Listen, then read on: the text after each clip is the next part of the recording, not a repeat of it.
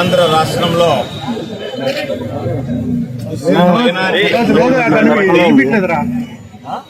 ఆ సమాజానికి సంబంధించినటువంటి ఆస్తులు వక్ఫ్ ఆధీనంలో ఉన్నటువంటి ఆస్తుల్ని ఈరోజు ఈ ప్రభుత్వం ల్యాండ్ అక్విజిషన్ పేరిట వాటిని సేకరించి ఇతరులకి కేటాయిస్తున్నటువంటి నేపథ్యంలో మంగళగిరి మండలం గుంటూరు జిల్లాలో వక్ఫ్ బోర్డుకు సంబంధించినటువంటి 71 ఎకరాల 57 సెంట్ల స్థలాన్ని ఈరోజు అన్యోపదేశం చేయడానికి ఈ ప్రభుత్వం ప్రయత్నం చేయడం, దానికి సంబంధించి మాకున్నటువంటి ఆస్తుల్ని కాపాడండి. ఈరోజు మంగళగిరికి సంబంధించి ఏదైతే ఆస్తి ఉందో ఈ 71 ఎకరాల 57 సెంట్లు అది వ్యవసాయ భూమి ఉంది. చాలా మంది దాని మీద ఆధారపడి జీవనం కొనసాగించడమే కాకుండా దాని మీద వస్తున్నటువంటి ఆదాయంతో ముస్లిం సమాజానికి సంబంధించి పేద ముస్లిం పిల్లలకి విద్య దగ్గర నుంచి అనేక రకాలైనటువంటి సామాజిక కార్యక్రమాలు నిర్వహించడానికి వెసులుబాటు. ఈరోజు మీరు కోర్టు ఉంది, వక్ఫ్ చట్టం ఉంది, వీటన్నిటినీ పక్కన పెట్టి వాటన్నిటినీ తొంగలో దక్కి ఈరోజు చట్టం ఏం చెప్తుంది, ఒకవేళ విధి లేని పరిస్థితుల్లో మీరు దానిని కనుక తీసుకోవలసి వస్తే దానికి ప్రత్యామ్నాయంగా భూములు కేటాయించండి వక్ఫ్ బోర్డుకి అని చెప్పి వినప్పటికీ అవి ఏమీ పట్టించుకోకుండా మేము వక్ఫ్ బోర్డు ప్రాపర్టీకి సంబంధించి మేము తీసేసుకుంటామంటే వక్ఫ్ బోర్డు అనేటువంటిది గవర్నమెంట్ ఆస్తి కాదు, అది ముస్లింలకు సంబంధించినటువంటి వాళ్లకు సంబంధించినటువంటి ఆస్తి.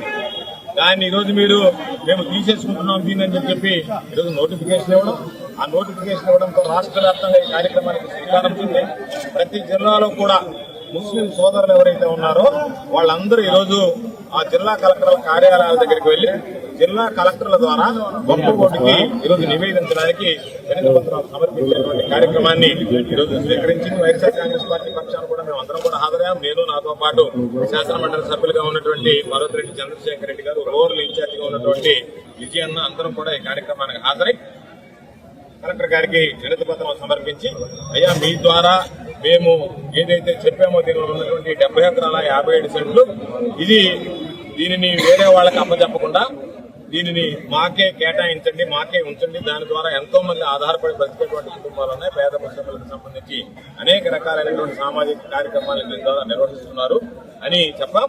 ఎందుకంటే దీని మీద అందరం దృష్టి పెట్టాల్సినటువంటి అవసరం ఉంది. ఈరోజు వక్ఫ్ ఆస్తులకి రక్షణ లేకపోతే దాని మీద ఇంక మనం ఒక ఇద్దరు వ్యక్తులు వెళ్లి, ఒకరు వైఎస్ఆర్ కాంగ్రెస్ పార్టీ పక్షాన వెళ్ళి, ఒకరు తెలుగుదేశం పార్టీ పక్షాన వెళితే ఇక్కడ ఉన్నటువంటి వాళ్ళకి ఏమి చట్టాలున్నాయో తెలియదు. అంటే రాజ్యాంగానికి అతీతంగా ఉన్న పోలీసు చట్టాలు ఉన్నాయో నాకు తెలియదు, లేదా క్రిమినల్ ప్రొసీజర్ కోడ్కి అతీతంగా ఉన్నాయో తెలియదు, భారత న్యాయ సంహితకి అతీతంగా ఉన్న చట్టాలు ఉన్నాయో తెలియదు. నెల్లూరు జిల్లా పోలీసులు ఇద్దరు వ్యక్తులు వెళ్ళాం. ఇద్దరం గంజాయికి సంబంధించి నేనేం చెప్పాను, ఈ ప్రభుత్వం బాధ్యత తీసుకోవాలి గంజాయికి అని చెప్పాను. ఆయన ఏం చెప్పాడు, ఈ గంజాయికి సంబంధించి కంట్రోల్ చేయమని ఆదేశాలు ఇచ్చాము. ఇద్దరం చెప్పింది ఒకటే వెర్షన్.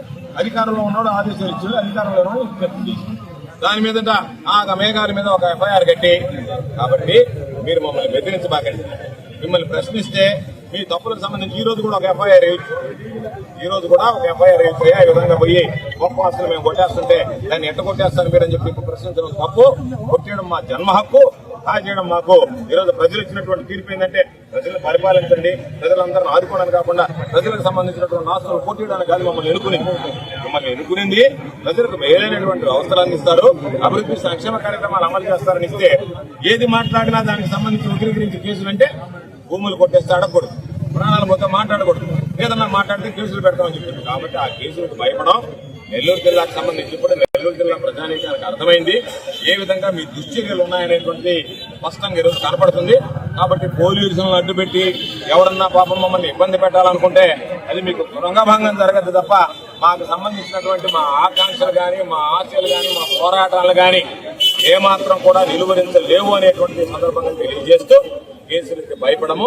మీరు ఎన్ని కేసులు పెట్టుకున్నా ఇబ్బందిలే, ప్రజలకు సంబంధించి పోరాడతాం. మరీ ముఖ్యంగా ముస్లిం మైనారిటీలకు సంబంధించి నేను కానీ, చంద్రశేఖర్ రెడ్డి గారు కానీ, విజయన్న కానీ, నాతో ఉన్నటువంటి ఇతర మిత్రులందరూ కూడా వైఎస్ఆర్ కాంగ్రెస్ పార్టీకి సంబంధించినటువంటి ముస్లిం మైనారిటీ సంఘాలకు సంబంధించినటువంటి నాయకులు కానీ అధ్యక్షులు కానీ ఉన్నటువంటి ప్రతి ఒక్కరు కూడా గతంలో ఒకసారి ఇమాం మౌజులకు సంబంధించినటువంటి దాంట్లో మీరు మోసం చేశారని మాట్లాడడం, ఈరోజు మరలా మాకు సంబంధించినటువంటి వక్ఫ్ అసలు కాజేయకండి అని చెప్పి మాట్లాడుతున్నాం. ఖచ్చితంగా రాబోయేటువంటి రోజుల్లో ముస్లిం మైనారిటీలకు సంబంధించి ఎక్కడ ఏ లోటుపాటు జరిగినా, ఎక్కడ అన్యాయం జరిగినా, ఎక్కడ మీరు దానికి సంబంధించి వాళ్ళ మీద దాడులకు పాల్పడినా ఖచ్చితంగా వైఎస్ఆర్ కాంగ్రెస్ పార్టీ పక్షాన జగన్మోహన్ రెడ్డి గారి నాయకత్వంలో మా గళం వినిపిస్తాం. కాబట్టి మీకున్నటువంటి ఏదో మేము అందరితో కూటమిగా ఉన్నాం కాబట్టి ముస్లింల మీద దాడి చేసినా, వాళ్ళ మీద మాట్లాడాలన్నా మాకు కొన్ని ఇబ్బందులు ఉన్నాయి కాబట్టి మేము వాటిని పట్టించుకోము, మేము వాటిని ప్రోత్సహిస్తామన్నట్టుగా మీ ధోరణి కొనసాగినా మేము ఎక్కడ కూడా ఉపేక్షించేది ఉండదు. మాకు ఎవరితో సంబంధంలా మాది ఒకటే పార్టీ, ఒకటే వ్యక్తి.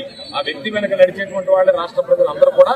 ఎందుకంటే మేము వాళ్ళతో కలిసాం కాబట్టి వాళ్ళ అజెండా అమలు చేస్తాం, బీజేపీతో ఉన్నాం కాబట్టి బీజేపీ అజెండా అమలు చేయాలి కాబట్టి మేము ఏదన్నా అనుగుణంగా ముస్లింలకు అనుగుణంగా మాట్లాడితే దానికి ఏదన్నా వీళ్ళు ఏదన్నా బాధపడతారేమో అవన్నీ ఏమి లేనటువంటి పార్టీ, స్వేచ్ఛ స్వతంత్రంగా ఉండేటువంటి పార్టీ, ఎవరి గురించైనా మాట్లాడగలిగినటువంటి పార్టీ, ఎక్కడన్నా కష్టం నష్టం వస్తే వాళ్ళకి అండగా నిలిచేటువంటి పార్టీ, వాళ్ళకి తోడుగా వాళ్ళతో కలిసి పోరాటం చేసేటువంటి పార్టీ జగన్మోహన్ రెడ్డి గారి నాయకత్వంలో పనిచేస్తున్నటువంటి వైఎస్ఆర్ కాంగ్రెస్ పార్టీ అని చెప్పి ఈ సందర్భంగా తెలియజేస్తూ ఖచ్చితంగా ఈ 71 ఎకరాల 57 సెంట్లు ఏదైతే మీరు కాజేయాలని ప్రయత్నం చేస్తున్నారో వక్ఫ్ బోర్డుకు సంబంధించినటువంటి ఆస్తులు వాటిని రక్షించేంత వరకు ఈ రాష్ట్రంలో ఉండేటువంటి అందరు మైనారిటీలతో కలిపి నెల్లూరు జిల్లాలో ఉన్నటువంటి నా మైనారిటీ సోదరులందరితో కలిసి మా పోరాటాన్ని ఉధృతం చేస్తాం, కొనసాగిస్తామని చెప్పి ఈ సందర్భంగా తెలియజేస్తాం.